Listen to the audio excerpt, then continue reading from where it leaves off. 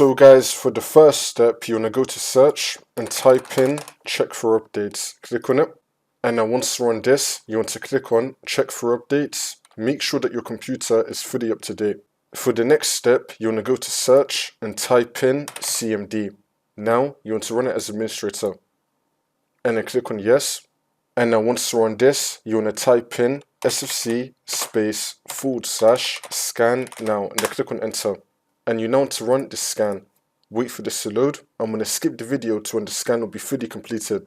And now once that's been done, you want to type in DISM /online /cleanup -image